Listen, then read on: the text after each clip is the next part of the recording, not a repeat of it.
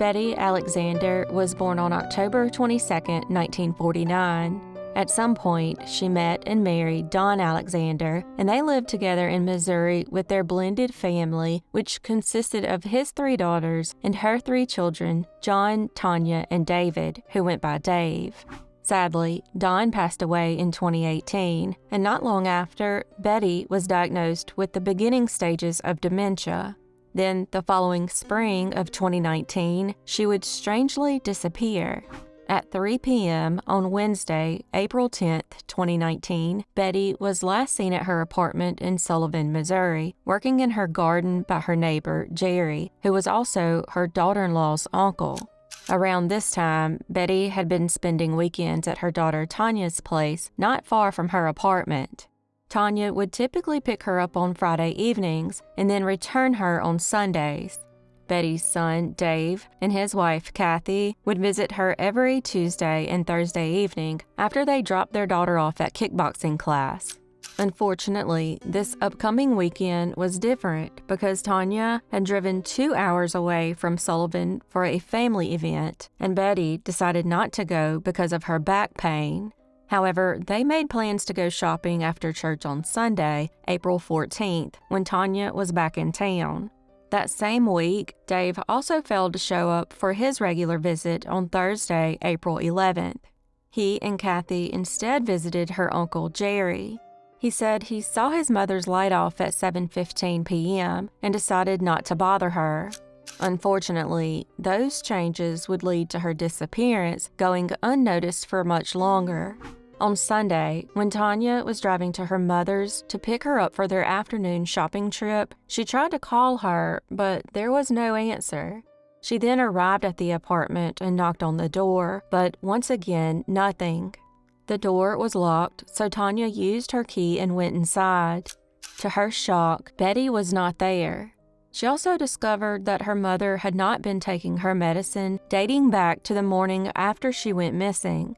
Also found in the apartment were her glasses, purse, wallet, state ID card, and keys. Strangely, her purse had 2 envelopes with $100 in each of them.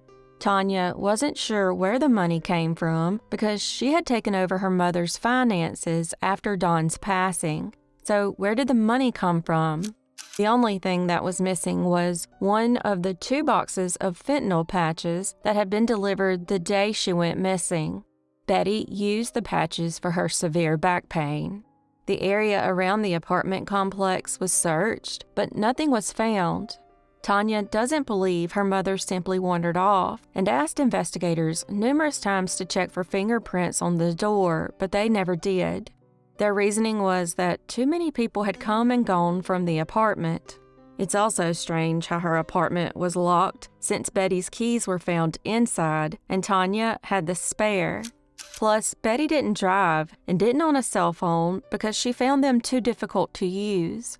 Her doctor was questioned about her dementia and the possibility that she wandered off, but he said it wasn't likely because she was only at the point of occasionally misremembering names. He also said her medicine was such a low dosage that there would have been little noticeable effect if she hadn't taken it. If that's all true, that lends more to the theory that someone was involved in her disappearance. There were multiple people that would come and go from her apartment, such as a housekeeper and Meals on Wheels each afternoon. That delivery had been made and was found inside the apartment. She also had her medications delivered by a local pharmacy and received in-home therapy. 2 days before she disappeared, a plumber from Mr. Reuter was at her apartment at 10:30 a.m., followed by the physical therapist an hour later. Sink's Pharmacy then made a delivery the following day at 12:30 p.m. On the day she disappeared, she was seen at City Hall updating the name on the electric utility account from Dawn to her name. Tanya had tried to change it by mail, but the request had been returned for an unknown reason. Since she had to walk the 0.4 miles to the City Hall, it's possible that someone followed her back to her apartment. Witnesses at the City Hall even described a scraggly-looking man standing in line behind her that day. Unfortunately, they were unable to see if anyone followed her because there were no cameras at City Hall or any of the surrounding businesses. We know for sure she made it home because the housekeeper saw her around noon and gave her the box of food from the local food pantry. Then at 1:15 p.m., she received the medicine from Sink's pharmacy. 16 minutes later, she called the pharmacy for an unknown reason. The last time she was seen that day was at 3 p.m. by Jerry. It's likely she was still in the apartment at 7 p.m. because her bedtime dose of dementia medicine was missing, and investigators assumed she took it. So whatever happened after that, she was definitely missing the following day because the physical therapist calls went unanswered, and Meals on Wheels came to her apartment twice but found the door locked and no answer. Then on Friday, when Meals on Wheels showed back up around noon, they found her door ajar. They entered, put the food down, along with a small carton of milk, and left. The strange part is that Betty and Tanya were the only ones with keys. Betty's keys were still inside the apartment, and Tanya was out of town. So, who had unlocked it before Meals on Wheels showed up and locked it after they left? Some theorize that maybe someone convinced her to sell a box of the fentanyl patches and then did something to her afterward. Interestingly, on Saturday, May 11th, a private investigator that Tanya hired entered Betty's apartment to look for any potential evidence. That evening, without Tanya's knowledge, Betty's son, John, and David, along with Dave's wife, Kathy, entered the apartment. It's unclear how they entered, as they shouldn't have had a key. Could they have taken Betty's key and had one made? They then took all of her belongings, including the box of fentanyl patches, and then had the locks changed without notifying the apartment manager. When Tanya discovered this, she tried to reach out to them, but they never answered. Did they have something to do with her disappearance? Interestingly, Jerry discovered photos of Dave and Kathy in the complex's dumpster. Betty is thought to have been the one who threw them out, leading to the theory that she had a falling out with them. One last possible sighting of Betty was at 5 p.m. the day after she is believed to have disappeared. 2 employees from the local communications company, Fidelity, were near her apartment and said they saw a woman matching Betty's description standing in the road. If this really was Betty, what happened to her afterward? Betty stood 4'11" with blue eyes and highlighted brown hair. She went missing in April 2019, and as of October 2024, she has never been found, and this case remains unsolved.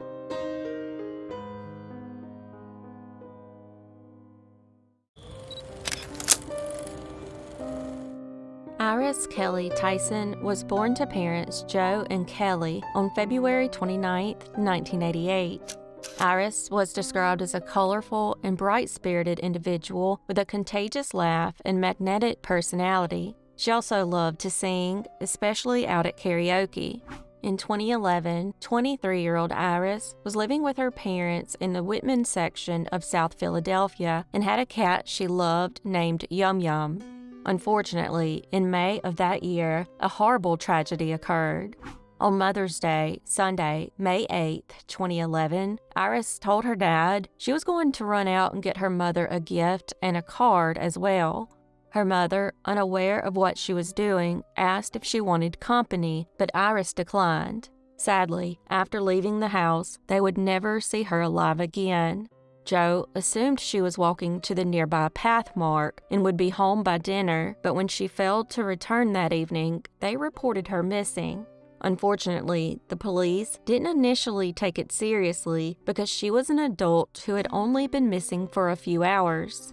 Several days later, when she was still nowhere to be found, an official investigation into her disappearance began. While multiple TV reporters interviewed Joe and Kelly, it never made the news. So they were left to spread the word about her disappearance on their own. About a week after she went missing, they got the worst news of their lives. About 2 miles from their home, in an abandoned, overgrown lot in Point Breeze, a passerby picking up bottles found her body. Her ultimate cause of death was blunt force trauma, and while she was found with her pants pulled down, there were no obvious signs of a sexual assault. Regardless, that doesn't mean the murder wasn't sexually motivated. Investigators spent the next few weeks trying to find surveillance footage of her walking around, but were unable to. Could someone have picked her up or abducted her after leaving her parents' home? That's what her family believes. She was last seen at the intersection of 4th and Rittner, about half a mile from the path mark. To this day, there have never been any suspects or persons of interest named in her case, but her family continues to hold on to hope that someone will come forward with information that will lead to an arrest. Iris was murdered on or around May 8, 2011, and as of October 2024, this case remains unsolved.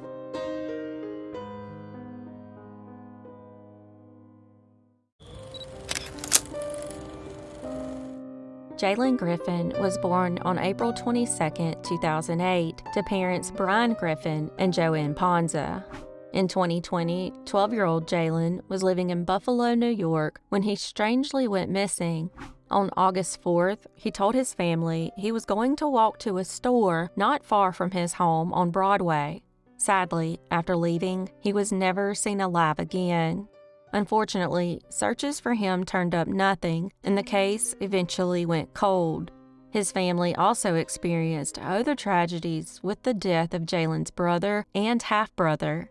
4 years later, in 2024, a home that a sex offender had been renting at 107 Sheffield Avenue was being cleaned out and put up for rent.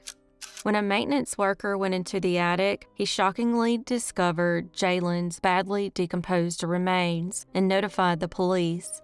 Jaylen had sadly been stabbed to death and was identified using his dental records. The house had basically been used over the years as an unofficial halfway house for sex offenders and criminals out on parole. While Jaylen was the first person to be found murdered in the home, there were 3 other bodies discovered over the years. 2 of them had died of natural causes, and the other one died from an overdose. Interestingly, between 2007 and 2024, the home was associated with more than 160 police complaints. In September 2024, his mother, Joanne, sadly died of natural causes after losing both her sons and passed away, never knowing what happened to Jaylen. While it seems the sex offender who had been renting the home might be involved, he has not officially been named a suspect. Jaylen went missing on August 4, 2020, and was found murdered 4 years later, and as of October 2024, this case remains unsolved.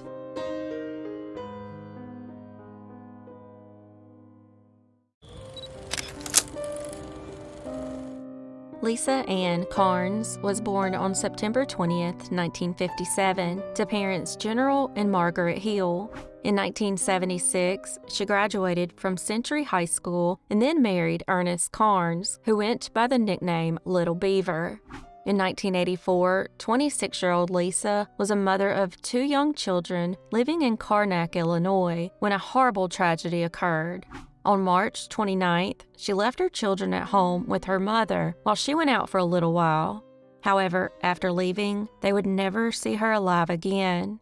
When she failed to return by midnight, her mother reported her missing. The next afternoon, at 3 p.m., a man by the name of Ralph Kruger, who was out checking on his land near Macedonia Church Road and US 45 near Mermet Lake, found her nude body. Her pickup truck was located about 4 miles from her remains and 30 yards from the intersection of US 45 and Illinois 169. Interestingly, the truck was not out of gas and there were no signs of mechanical problems. As for Lisa's clothes, they were found between where she and her truck were found. Investigators also searched a nearby abandoned home on the Louis Seelbeck farm and discovered a substantial amount of blood on the back porch. Investigators theorized that Lisa was running from her killer when she approached the abandoned home. However, once she realized nobody lived there, she continued running through a field toward a house with a light, but never made it. Her killer had shot her in the back with a small caliber pistol. The bullet traveled through her lungs and exited through her upper chest. This leaves one big question. What happened to Lisa before being shot to death? Was she abducted while in Karnak and then sexually assaulted before being murdered? There were confirmed sightings of her in town earlier that night. One of the more popular rumors is that 2 individuals were involved, and one of them confessed on his deathbed and named the second man. Regardless, there have never been any suspects publicly named. Lisa was murdered on March 29, 1984, and as of October 2024, this case remains unsolved.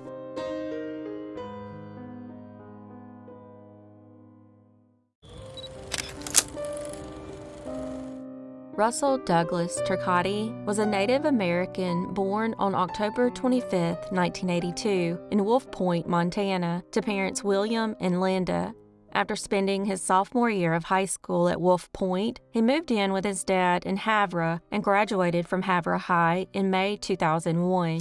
He worked at a couple of different places before going to firefighting school. He then spent the following summer fighting fires. Russell was a musician who was described as a free spirit of the Turtle Mountain tribe. He loved the outdoors, music, skateboarding, and hanging out with friends. Sadly, in 2002, a horrible tragedy occurred.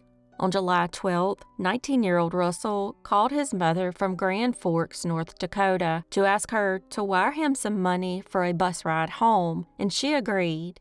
However, after hanging up, she never heard from him again. He was last seen at the Simonson's gas station waiting for the money order. She wanted him home quickly so he could attend a wedding, but he never arrived and never picked up the money. According to his family, when they went to report him missing in Grand Forks, investigators weren't very helpful and told them to report him missing in Montana.